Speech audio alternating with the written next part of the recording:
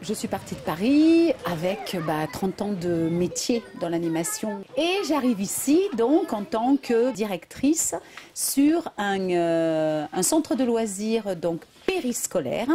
Le challenge c'était effectivement de pouvoir redonner un cadre à un centre de loisirs donc sous tutelle jeunesse et sport qui était d'une part organisé par la communauté de communes et par la mairie. Et moi, je devais faire un centre de loisirs commun et justement manager une équipe. Ici, je travaille à échelle humaine. C'est beaucoup plus convivial. Les familles, je les vois tous les jours, je peux les croiser dans la rue. Il y a cette relation humaine extrêmement forte dans notre métier que là, je peux, moi, vivre pleinement et ressentir pleinement. Sur la commune de l'Albenque, la population, en 10 ans, est augmentée de 50% et les enfants scolarisés ont augmenté de 60%. L'arrivée de Christine, directrice de qualité, nous a aidés pour développer cette organisation au sein de l'école. On a travaillé avec Christine en étroite collaboration donc sur la mise en place des rythmes scolaires en intégrant les différents partenaires de façon à proposer des activités de qualité dont Christine est responsable, que ce soit sur la partie pédagogique et le management de ces différents intervenants. Donc on a en effet recruté 4 personnes de plus. On peut dire qu'on a développé à peu près de 25 à 30% le temps de travail du personnel.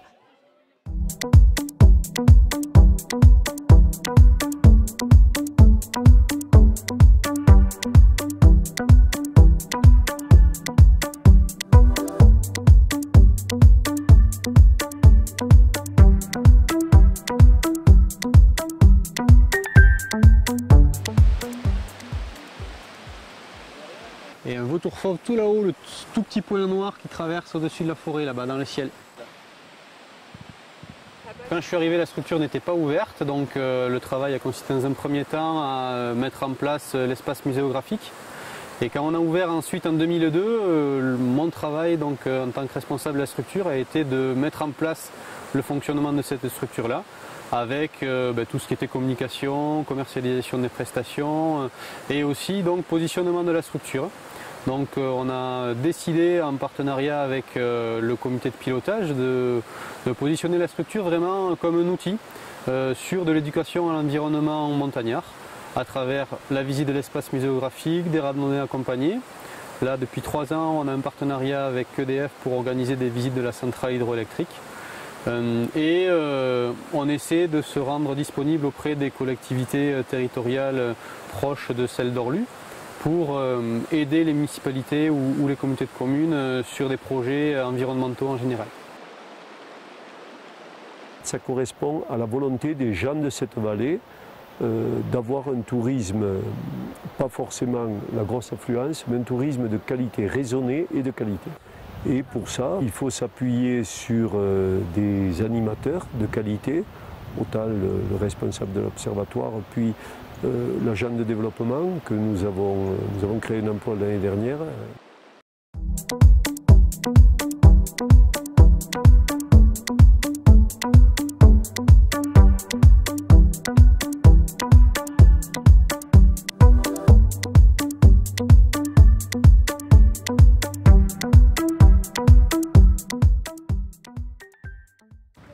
La difficulté majeure, c'est de recruter les infirmières. La première raison, c'est qu'au niveau national, la formation des infirmières n'est pas en adéquation avec la demande. Le deuxième problème, c'est que ici, c'est une institution et on connaît le problème de l'attrait du libéral. Et ensuite, ici, le statut de la fonction publique territoriale a quelque chose de particulier, c'est qu'une personne, une infirmière qui est diplômée d'État, je dois lui demander de passer un concours en plus de ce qu'elle vient de passer comme diplôme pour pouvoir être titulaire de la fonction publique territoriale. La première des solutions, c'est d'essayer d'avoir les meilleures conditions de travail possibles.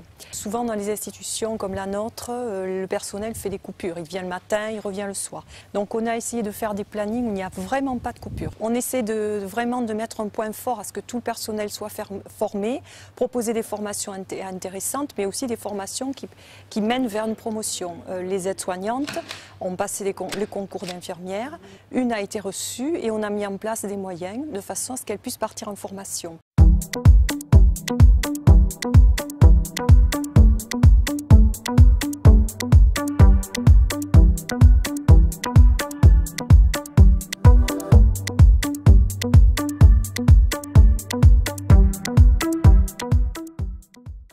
Le travail d'un conservateur départemental, en l'occurrence sur le département du Gers, c'est la gestion d'un réseau d'établissements muséographiques.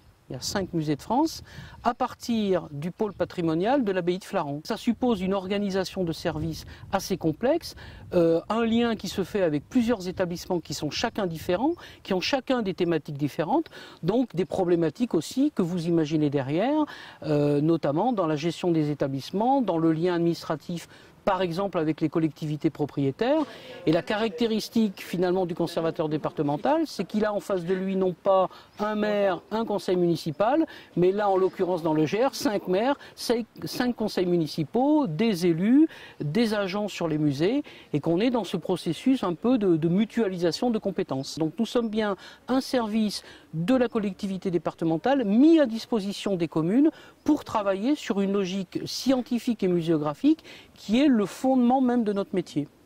Il y a une énorme difficulté actuellement, malgré l'ampleur territoriale qu'on évoquait, malgré la multitude des tâches, on se rend compte qu'on a effectivement peu d'agents en proportion. Pour donner qu'un seul chiffre, 6500 scolaires sont reçus chaque année sur l'abbaye de Flaran, sur les 42 000 visiteurs qu'on reçoit, et ces 6500 scolaires, ils sont portés par seulement 2 agents de la collectivité. C'est un métier qui est aussi en tension et en sollicitation extrême, et une question se pose maintenant pour nous tous, conservateurs, c'est le devenir même de ce métier au sein de la filière culturelle, avec à peu près un tiers des conservateurs qui vont partir là quasiment immédiatement dans les 5 ou 10 ans à la retraite.